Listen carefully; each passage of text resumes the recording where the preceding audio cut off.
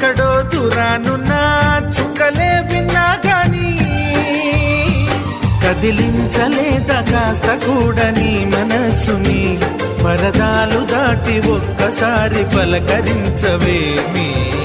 అందరినీ ఇలా వెంటపడి అడగాల సరదాగా నువ్వే ఎదురైతే సరిపోదా నిద్రపోతున్న రాత్రి నడిగా గుటికి చేరిన గువ్వల నడిగా